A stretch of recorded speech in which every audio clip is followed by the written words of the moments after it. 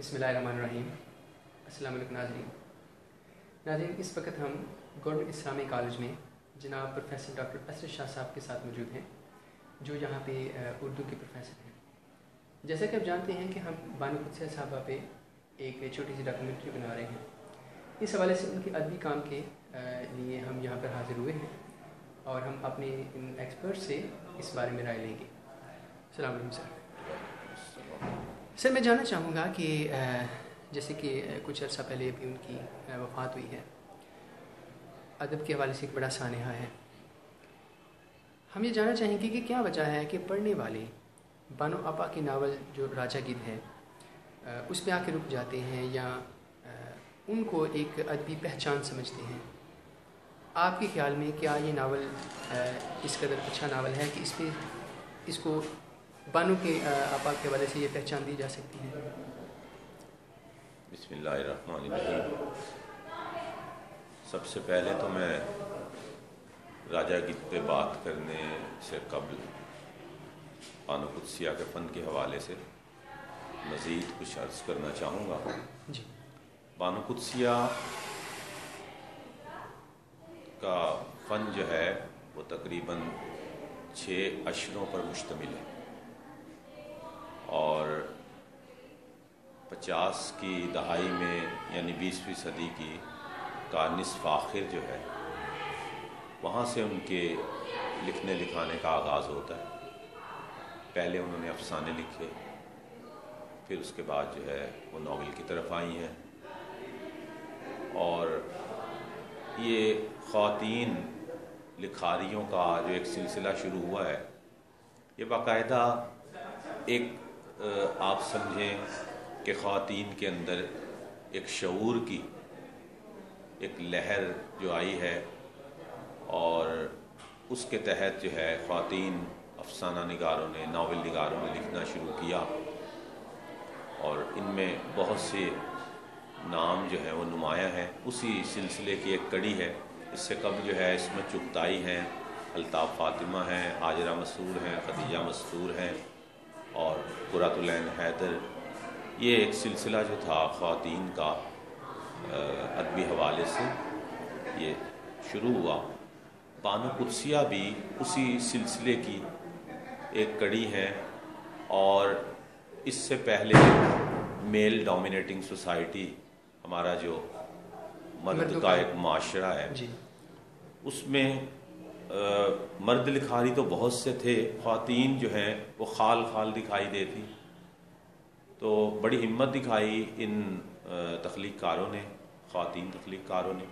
इन्होंने ख़ास तौर पे औरतों के मसाइल और जो है एक उसका घर के अंदर जो है औरत को कैद कर दिया जाता है या उसका काम महदूद कर दिया कि वो घर के काम करेगी, कोलू के एक बैल की तरह जो है वो सुबह से शाम तक बस एक घर के 4 दीवारी के अंदर मुक़य्यद रहेगी। तो इन लिखारियों का कारनामा ये है कि इन्होंने औरत को जो है वो ज़ुबान दी, शऊर दिया और इस हवाले से उसको कम करने की कोशिश की और उसके अंदर एक हौसला, हिम्मत पैदा की कि वो भी माशरे का फ़आल जो है हिस्सा है और उन्हें भी अपना किरदार जो है इस माशरे की तरक्की में अदा करना चाहिए। इस हवाले से बानो कुद्सिया जो हैं वो भी, उन्होंने भी इसी जद्दोजहद में जो है वो हाथ बटाया है, इस काम को आगे बढ़ाया है और अपने अफसानों में उन्होंने ख़वातीन के मसाइल, उनकी माशी मुश्किलात, उनके नफसी जिनसी मसाइल जो है और उनकी घुटन और उन पर जो मर्दों का तसल्लुत है, गैर ज़रूरी तसल्लुत, बिल्कुल, उसको जो है वो उजागर करने की कोशिश की है और बड़े खूबसूरत अंदाज में वो एक कामयाबी से उन्होंने जो है इस अपने काम को पूरा किया है। अगरचे फ़नकार जो है वो उसका काम कोई इस्लाह मुआशरा तो होता नहीं है, लेकिन बानो कुद्सिया इस हवाले से अपने लिखने वालों के जो सिलसिला है या उनका कबीला है उसमें नुमाया है कि उन्होंने इस पहलू को जो है वो ख़ास तौर पे हाईलाइट किया है। उन्होंने बहुत से उनके नावल और नावलेट हैं जिनमें जो है आप समझ लीजिए कि अफसानों के कुछ मजमूए हैं और ان کے ناولٹ کا مجموعہ جو ہے چہار چمن، اور جس میں ان کے ناول ایک دن، پروا، موم کی گلیاں اور شہر بے مثال جو ہے وہ نمایاں ہے. لیکن یہ سب کچھ لکھنے کے ساتھ ان کو وہ شہرت حاصل نہیں ہوئی جو راجہ گدھ ناول لکھنے کے بعد ان کو حاصل ہوئی ہے. راجہ گدھ ناول جو ہے دراصل شہرت کی وجہ اس لیے اس سے بہتر بھی ناول جو ہیں وہ لکھے گئے ہیں، لیکن شہرت کی وجہ یہ بنا ہے کہ اس میں باقاعدہ جو مسائل پیش کیے گئے، انہوں نے مباحث کے سلسلے کو جو ہے دراز کیا. بے تحاشا بحثیں ہوئی ہیں اس ناول پہ، یہ زیر بحث بہت آیا ہے ناول، اور اس اعتبار سے ہم پھر اس کو ظاہری بات ہے ایویلیویٹ کریں گے کہ جو آپ کے فکر کو جو ہے وہ اجاگر کرے یا آپ کو سوچنے پہ مجبور کر دے، وہی ادب پارہ جو ہے ہم اس کو سمجھتے ہیں کہ وہ باقی ادب پارے ایسے جن کو زیر بحث نہیں لایا جا سکتا، ان کی نسبت جو ہے اس ادب پارے کو اس ناول نے لوگوں میں جو گفتگو کا ایک رجحان ہے بہت زیادہ ڈالا ہے. ہاں جی، وہ یعنی سلسلہ دراز ہوا مباحث کا، ادبی حلقوں میں بھی، سماجی حلقوں میں بھی مباحث کا، اور اس اعتبار سے پہلی مرتبہ جو ہے، شاید اس سے پہلے بھی یہ موضوعات لکھے جاتے ہیں لیکن انہوں نے پہلی مرتبہ اس کو جو ہے اس موضوع پہ باقاعدہ مباحث کا آغاز جو ہے ان کے ناول سے ہوا ہے. اور اردو ادب میں یہ ناول جو ہے آپ اس کو ایک سنگ میل کی حیثیت دے سکتے ہیں، ایک ٹرینڈ کی حیثیت دے سکتے ہیں، باقاعدہ ایک ادبی رجحان کی حیثیت جو ہے اس ناول کو حاصل رہی. میرے محدود تجربے کے مطابق اتنا کوئی بھی ناول جو ہے وہ زیر بحث نہیں لایا گیا عوامی سطح پہ بھی جتنا ان کا ناول جو ہے راجہ گدھ آیا. اور راجہ گدھ ناول جو ہے وہ ایک خاص نظریے کے تحت جو ہے وہ لکھا گیا ناول ہے، جس کے اندر ایک پرومیننٹ جو ان کا نقطہ نظر ہے وہ تو حلال اور حرام کے فرق کو بیان کرنا، اور حلال کے تصور جو ہے رزق حلال، اس کے ایک اچھائی، اور رزق حرام جو ہے اس کے نتائج، برے نتائج سے جو ہے وہ آگاہ کرنے کی ادبی سطح پہ کوشش کی گئی ہے. کہ اس ناول کو جو آپ کی ایک پہچان بنا ہے اور اس میں جو حلال حرام کا جو تصور پیش کیا گیا ہے وہ کس حد تک ہماری سوسائٹی میں قابل عمل ہے. میں اس ناول کو جب پڑھتا ہوں میں اس میں دیکھتا ہوں کہ جو مصنفہ ہیں وہ یہ بیان کرنا چاہ رہی ہیں کہ وہ رزق جو میرے جسم میں جا رہا ہے اس کے دو طریقے ہیں، ایک جائز ہے ایک ناجائز ہے. سوال یہ ہے کہ جائز ہو یا ناجائز ہو وہ رزق میرے جسم کا حصہ بن رہا ہے، اس سے کیا فرق پڑتا ہے کہ میں حلال طریقے سے کماؤں یا حلال طریقے سے کھاؤں. اصل میں کوئی بھی لکھاری جو ہوتا ہے، کوئی مصنف، کوئی لکھاری یا تخلیق کار، وہ کوئی مصلح نہیں ہوتا، اصلاح کرنے والا نہیں ہوتا معاشرے کی کہ آپ ڈائریکٹ کہیں کہ وہ اصلاحی کام کر رہا ہے. اس نے تو اپنا ایک نظریہ دینا ہے، اس نظریے میں کس قدر صداقت ہے یا وہ نظریہ جو ہے وہ کس قدر قابل قبول ہے یہ دوسری بات ہے. جی، ضروری نہیں کہ نظریہ جو ہے وہ بالکل 100% جو ہے درست ہو، لیکن ہم نے اس کے اثرات دیکھنے ہیں کہ کس حد تک جو ہے معاشرے پہ اس کے اثرات جو ہے وہ پڑتے ہیں. اس حوالے سے ہم کہہ سکتے ہیں ہمارا معاشرہ جو ہے وہ موجودہ دور میں بھی اور عرصہ سے جو کرپشن، اس میں بدعنوانی اور کرپشن پھیلی ہوئی ہے، یا معاشی ضروریات کے تحت، یا آپ سمجھ لیجئے کہ معاشی مسائل کے تحت جو ہے وہ کچھ حرام چیزوں کو حلال بنا لیا گیا ہے، یا نظریہ ضرورت کے تحت کچھ ناجائز چیزوں کو جو ہے وہ جائز بنا لیا گیا. تو ایسے معاشرے کے اندر اس ماحول میں بانو قدسیہ کا ناول جو ہے وہ ایک غنیمت کی حیثیت رکھتا ہے کہ انہوں نے ایک بات کو اپنے خاص انداز میں پیش کرنے کی کوشش کی ہے، اور یہ جو ادب پارے سے انجذاب و قبول کا جو ایک سلسلہ ہوتا ہے نا وہ جاری اور ساری رہتا ہے. ضروری نہیں ہوتا کوئی جو ہے وہ مذہبی مسئلے آئے، ضروری نہیں کہ ان کی آراء سے معاشرہ جو ہے وہ ٹھیک ہو گیا، لیکن ہم نے دیکھنا یہ ہے کہ آیا کچھ لوگوں کے اندر وہ شعور اجاگر ہوا حلال اور حرام کا. انہوں نے پوائنٹ آؤٹ جو ہے وہ کیا، یہ ان کا بڑا کارنامہ ہے. اور انہوں نے یہ ثابت کرنے کی کوشش کیا، ان کا نظریہ ہے غلط بھی ہو سکتا ہے، کسی کو اختلاف بھی ہو سکتا ہے، لیکن انہوں نے ثابت کرنے کی کوشش کی ہے کہ رزق حلال سے آپ پہلی مرتبہ سائنٹیفکلی جو ہے انہوں نے اس پہلو کو ٹچ کیا. ہاں جی، کہ آپ کے جینز پہ رزق حرام کے اثرات جو ہیں وہ مرتب ہوتے ہیں. اور ناول کے کرداروں کے ذریعے انہوں نے اپنے اس نظریے کی ترویج کرنے کی کوشش کی ہے.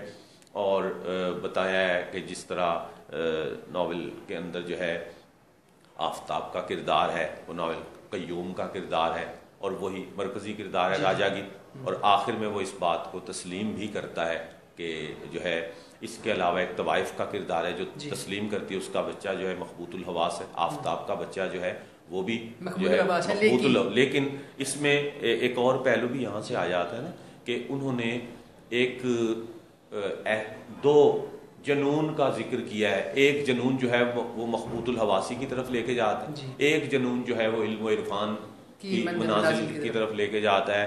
تو علامہ اقبال نے بھی اس کو اپنی شاعری میں جو ہے وہ بیان کیا کہ ایک جنوں ہے کہ باشعور نہیں، ایک جنوں ہے کہ باشعور بھی ہے.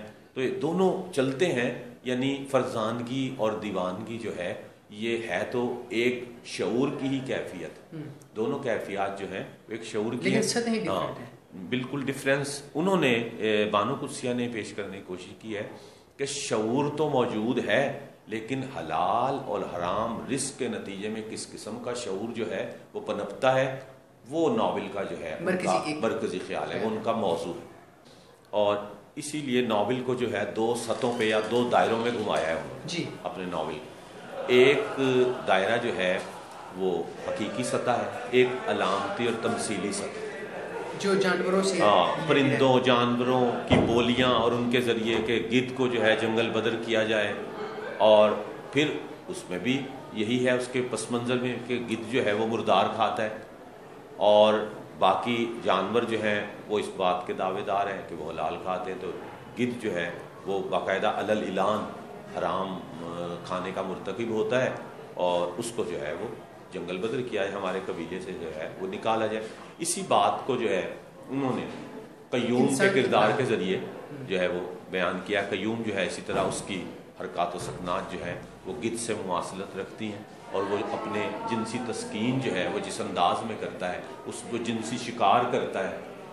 تو وہ جنسی شکار جو ہے اس بات سے قطع نظر کہ وہ جنسی اپنی جو لذت ہے وہ ایک پراپر طریقے سے بھی حاصل کر سکتا ہے، لیکن اس کے باوجود وہ اس کو جو بھی چیز ملتی ہے اس حوالے سے اپنے جنسی لذت پوری کرنے کے لیے وہ سینی کے کردار ہے یا جو طوائف کا کردار ہے وہ ان کو قبول کرتا ہے. اس میں ایک پہلو یہ ہے کہ دیکھیں گدھ کی تو فطرت ہے کہ وہ حرام کھاتا رہے گا، کبھی رکے گا نہیں، اس کی فطرت میں. لیکن جب کہ ایک انسانی سطح پہ اسے جب اس سے مماثلت دے کے کیا، قیوم جو ہے وہ آخر میں اپنی اس غلطی کو تسلیم بھی کرتا ہے، اور اپنے جو کچھ اس کے حالات ہو چکے ہیں اس کے وہ حرام کام کے نتیجے میں اس سے جو ہے وہ اپنی اس حالت پہ خوش نہیں، مطمئن نہیں ہے، یعنی غیر مطمئن ہے. تو دو تین پہلو نکلتے ہیں. ایک ارادہ بھی دکھایا گیا ہے کہ وہ چاہتا تو ان حالات میں جن حالات کا وہ شکار ہوا ان میں ایک خیر کا پہلو بھی ڈھونڈ کے تو وہ اپنی ان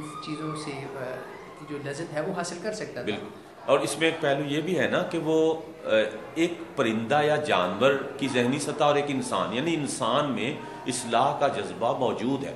اس حوالے سے وہ انہوں نے کوئی مایوس نہیں کیا.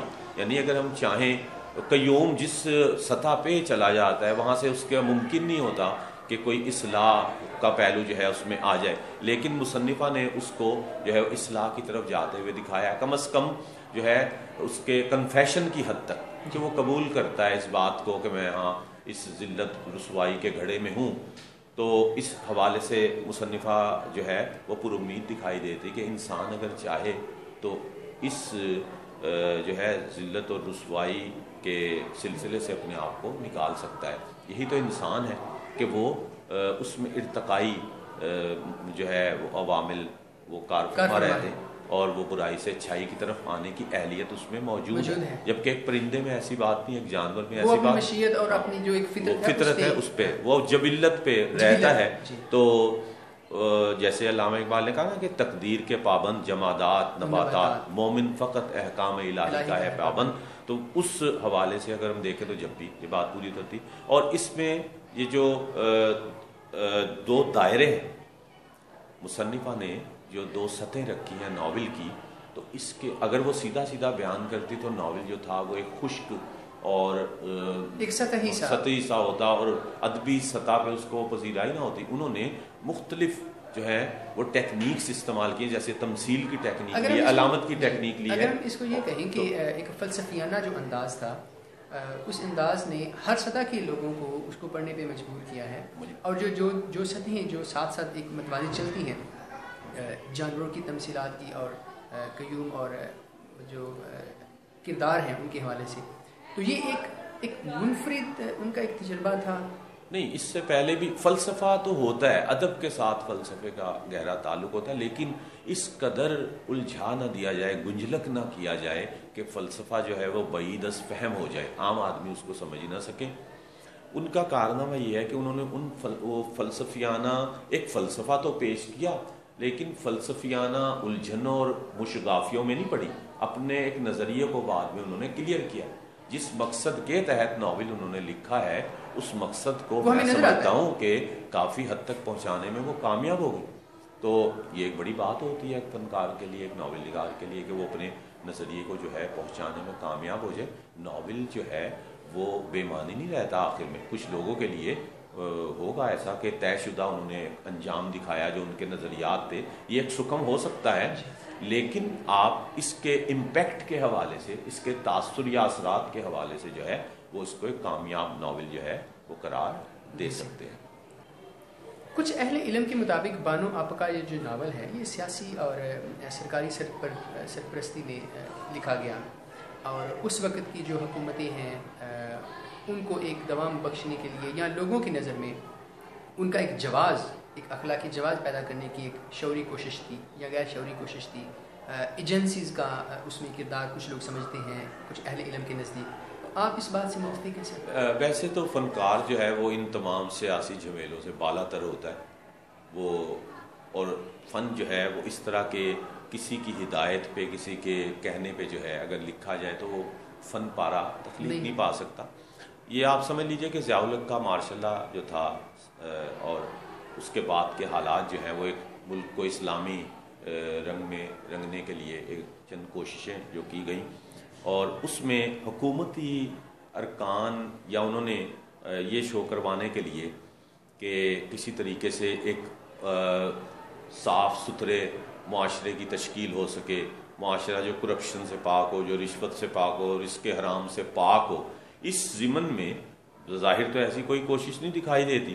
ہم کہہ سکتے ہیں کہ انڈائریکٹ جو ہے وہ شاید ان کوششوں کا حصہ ہو، یہ ناول انڈائریکٹ ہو، لیکن ڈائریکٹ ایسی کوشش نہیں دکھائی دیتی، کیونکہ وہ کوئی ناول جو ہے وہ اصلاح کا پلندہ نہیں بنا، یعنی ناول اپنے تخلیقی سطح سے گرا نہیں ہے. تو اگر اس طرح کی کوشش بھی انہوں نے کی ہے تو میں سمجھتا ہوں کہ اس میں بھی وہ کامیاب رہی ہیں. لیکن ایک دوسرا پہلو بھی تو اس کا ذہن میں رکھے نا کہ وہ رزق حرام کے خلاف جو ہے وہ اپنے نظریات پیش کریں. تو آپ کیا سمجھتے ہیں بڑا طبقہ جو ہماری اشرافیہ ہے اس میں ایسی چیز قابل قبول نہیں ہوتی جو ان کے مفادات کو زد پہنچائے یا رزق حرام یہ چیز ڈائریکٹلی پوائنٹ آؤٹ کرے، کرتی ہے، ان کو نیگیٹ کرتی ہے، ان کے بالکل آن ریکارڈ لائے رزق حرام کو، تو ایسی چیز ان کے لیے قابل قبول نہیں ہوتی. تو میں تو سمجھتا ہوں کہ یہ ان کے مفادات کے خلاف تھا ناول. بالکل میرے نظریے کے مطابق ایک نظریہ ہے، اختلاف بھی ہو سکتا ہے. اگر انہوں نے اس حوالے سے لکھا بھی تو میں سمجھتا ہوں ایک نیک کام کیا، ایک اچھا کیا. اگر کسی بیوروکریٹ نے کروایا، کسی حکومتی اہلکار نے کروایا، جب بھی ہم اس کو نیکی کے خیر کا پہلو جو ہے وہ برآمد ہوتا ہے، تو جب نتیجہ خیر کی صورت میں برآمد ہو تو عمل کوئی بھی ہو تو ہم اس کو جو ہے ویلکم کہہ سکتے ہیں، اپریشیٹ ہی کریں گے. تعمیری اس کا ایک جو مقصد ہے وہ سامنے آ سکتا ہے. آپ فرماتی ہیں کہ اس ناول کو لکھنے میں آپ نے کم و بیش 12 سال لگائے ہیں. آپ کو لگتا ہے کہ یہ جو شاہکار ناول ہے اس کو لکھنے میں اتنا عرصہ لگنا چاہیے تھا؟ یقیناً کئی مرتبہ تو ایسا ہوتا ہے شاعر غزل لکھنے میں جو ہے وہ کئی مہینے اس کو لگ جاتے ہیں، ایک شعر لکھا اور ایک شعر آیا، آپ پابند نہیں کر سکتے، اور ایک معیاری چیز کو لکھنے کے لیے اس کو بار بار جو ہے اس کی چھان پھٹک کرنی پڑتی. تو میں سمجھ رہا ہوں کہ یہ نظریہ تو بالکل سیکوینس میں تو فرق کوئی نہیں آیا، تسلسل میں فرق کوئی نہیں ہے. 12 سال میں وہ اس کے ٹرانس میں رہیں، اس ناول کے خود بھی ٹرانس میں رہیں، یعنی بے ربط نہیں آپ کو دکھائی دیتا، باقاعدہ ربط میں ہے. تو بڑے ادب پانے کے لیے دوسری جگہ پہ آپ یہ فرماتی ہیں کہ مجھے ایسا لگا کہ جیسے یہ ناول مجھ سے کوئی لکھوا رہا ہے. اس کا مطلب یہ ہوا کہ وہ واقعی جیسے آپ نے عرض کیا فرمایا کہ اس کا جو ٹرانس ہے، اس کی جو سیکوینس ہے، اس میں کہیں بھی ایسا کوئی سکون ہمیں نہیں دکھتا کہ اس کو لکھنے میں اتنا عرصہ لگا. جیسے کہ 12 سال ایک عرصہ ہے، انسان کی جو ذہنی سطح ہے وہ بدلتی ہے، اس کے خیالات میں تبدیلی آتی ہے، اس کے افکارات میں تبدیلی آتی ہے. اس کے باوجود انہوں نے جو اتنا عرصہ لگایا اس ناول پہ، آپ سمجھتے ہیں کہ اس سے ان کے لکھنے میں کوئی فرق نہیں آیا؟ ان کی ناول کی جو ان کا جو پیغام تھا اس کو پہنچانے میں کسی قسم کا کوئی پرابلم نہیں ہوا؟ ہاں، ظاہر بات ہے کہ انسان جب کچھ عرصہ جو ہے وہ کوئی چیز اتنے عرصے پہ محیط ہو تو کئی تبدیلیاں آتی ہیں اس کی تحریر میں، اسلوب میں، اور کہیں سے کچھ پیراگراف میں اس طرح کی پتہ چل جاتا ہے کہ جناب یہ اس میں اتنا عرصہ لگا. لیکن میں دیکھ رہا ہوں کہ میں نے ناول جو ہے چاہے باب القمر اجنالوی کا ناول مجھے جو 35 سال میں انہوں نے لکھا ہے، تو اس طرح ہو جاتا ہے. بڑے بڑے دنیا کے ادب پارے جو ہیں وہ ان میں اس طرح کی باتیں آتی ہیں. یہ میرے خیال میں پیریڈ اچھے فنکار کے لیے عرصہ جو ہے نا، ٹائم ڈوریشن، یہ کاؤنٹ نہیں کرتا. یہ نہ ہی کوئی اس کی کوئی خاص اہمیت ہے. اگر ایک ناول نگار کامیابی سے اس ناول کے اندر رہتے ہوئے اس کو مکمل کرنے میں کامیاب ہو جاتا ہے تو عرصہ کتنا لگتا ہے اس میں کوئی فرق اس کا کوئی فرق نہیں پڑتا. ہم نے دیکھنا ہے کہ کہیں تضادات کا مجموعہ تو نہیں بن گیا وہ ادب پارا، ایسا نہیں ہوا، بلکہ وہ اپنے ربط کے اعتبار سے جو ہے وہ ایک ہی نشست میں لکھا ہوا ناول لگتا ہے مجھے. تو 12 سال گویا وہ ایک ہی ٹرانس میں رہی، ایک ہی ماحول میں رہی، یا اپنے ایک خاص نظریے کو جو ہے وہ ان کے ذہن میں گرو کرتا رہا، وہ یا پختہ ہوتا رہا. جیسے کوئی پھل پکتا ہے، خاص وقت لیتا ہے، تو اسی طرح سمجھیں کہ پھر وہ اس کا وہ جو شیرہ بنتا ہے اور اس میں جو مٹھاس ہوتی ہے وہ اس بات سے فرق نہیں پڑتا کہ اس نے کتنا عرصہ لیا. ہم نے دیکھنا ہے کہ وہ اس کی چاشنی قائم ہے، ادبی چاشنی.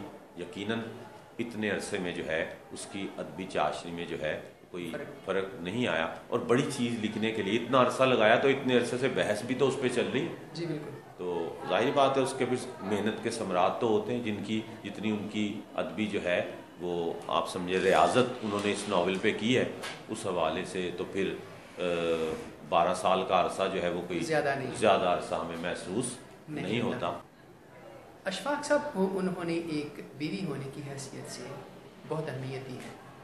ان کے مختلف بیانات سے اور مختلف واقعے پہ انہوں نے جو انٹرویوز دیے ہیں، انہوں نے اپنے شوہر کی بہت قدر دکھائی ہے اور ان کو بہت عزت اور احترام دیا ہے. آپ سمجھتے ہیں کہ ایک خاتون مصنفہ ہونے کی حیثیت سے ان کا جو یہ کردار ہے ہماری خواتین، جو ہماری سوسائٹی کی جو دوسری خواتین ہیں، ان کے لیے ایک مثال کہلائی جا سکتی ہے؟ دیکھیں، یہ اصل میں یہ کلاس فیلو بھی تھے جس یونیورسٹی میں اکٹھے پڑھے بھی ہیں، وہاں سے بھی ہم ذہنی ہم آہنگی جو ہے ان کی استوار ہوئی ہے.